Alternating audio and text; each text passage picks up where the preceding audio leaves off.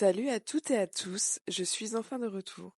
Oui, je sais, pas d'épisode la semaine dernière et je m'en excuse, mais laissez-moi vous dire que j'ai vécu un face-à-face intense avec une grippe qui clairement voulait ma mort. Mais spoiler alert. J'ai survécu de justesse. Bref, aujourd'hui on revient en force avec un sujet qui mérite qu'on s'y attarde. La fameuse femme facile. Pourquoi une femme qui couche vite est jugée alors qu'un homme qui fait pareil est applaudi? Pourquoi notre sexualité doit-elle toujours être contrôlée alors que celle des hommes est célébrée? Et surtout, pourquoi est-ce encore un débat en 2025? On va démonter ce double standard, parler du tabou autour du désir féminin et rappeler une chose essentielle. Les femmes aiment le sexe et c'est ok. Alors accrochez-vous parce que aujourd'hui ça risque de secouer pas mal de personnes. Facile, mais facile pour qui? Là, on touche à un point clé. Parce que derrière cette histoire de fille facile, il y a quelque chose d'encore plus profond. La peur viscérale que la société a de la sexualité féminine. Pourquoi est-ce qu'on a autant de mal à accepter qu'une femme puisse aimer le sexe, sans honte, sans culpabilité, sans que ça soit pour quelqu'un d'autre que pour elle-même? On nous a tellement appris que le sexe était un truc dangereux, qu'on a fini par le croire. Depuis qu'on est petite, on nous bourre le crâne avec ça. Protège-toi, sinon tu vas te faire avoir. Fais attention à ta réputation. Une femme bien, ça se respecte. Et on grandit avec cette idée qu'on doit faire hyper attention à notre sexualité, comme si c'était une bombe prête à exploser, alors que les hommes, eux, pendant ce temps-là, peuvent explorer tranquillement, expérimenter, multiplier les conquêtes sans que personne ne leur dise rien. Sérieusement, c'est quoi ce délire? Le sexe, c'est pas un cadeau qu'on offre aux hommes. Reprenons un instant cette idée qu'une femme se donne et qu'un homme prend.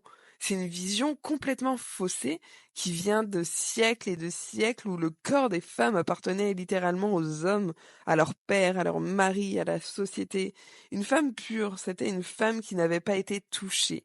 Et son corps était un objet précieux à protéger, un bien à conserver intact jusqu'au mariage.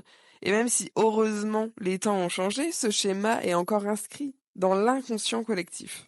Et résultat, aujourd'hui encore, on attend d'une femme qu'elle protège son corps et qu'elle offre sa sexualité à quelqu'un qui le mérite. Mais soyons clairs, le sexe, c'est pas un privilège que l'homme obtient. Ce n'est pas un test de moralité que la femme doit réussir et ce n'est pas un acte de charité qu'on accorde à quelqu'un. Le sexe, c'est un plaisir partagé. Point. Les femmes aiment aussi le sexe et elles en ont envie, elles ont du désir et c'est normal.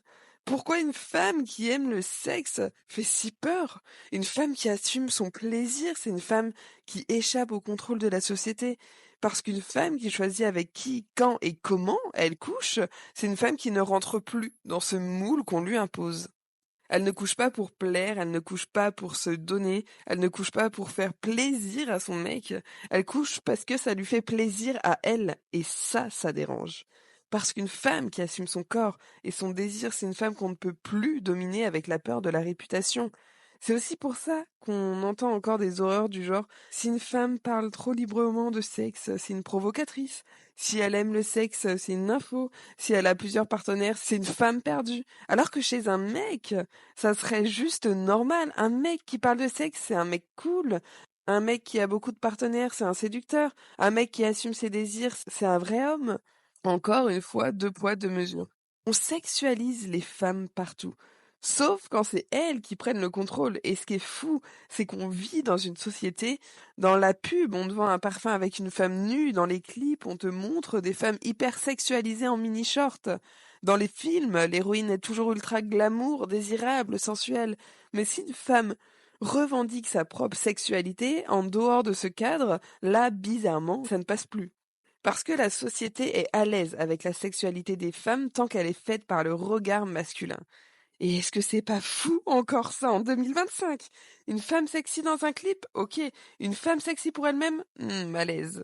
En fait, ce qui dérange, c'est pas le fait qu'une femme soit sexuelle, c'est le fait qu'elle le soit pour elle-même et non pour plaire aux hommes. Et ça, c'est un vrai problème encore aujourd'hui. Est-ce que j'ai envie de partager aujourd'hui, est-ce que j'ai envie de dire à toutes les femmes qui écoutent cet épisode, c'est de ne jamais laisser la peur du jugement dicter votre sexualité. Assumez qui vous êtes, couchez avec qui vous voulez, quand vous voulez, Et on s'en bat les ovaires si quelqu'un dit que vous êtes une femme facile. Alors d'accord, soyons des femmes faciles, mais soyons surtout des femmes libres.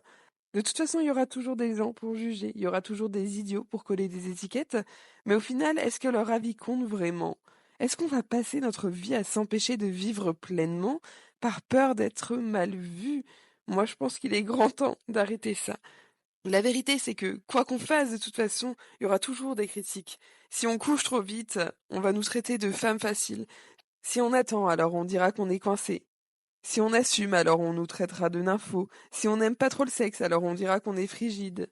Donc autant faire ce qui nous rend heureuse.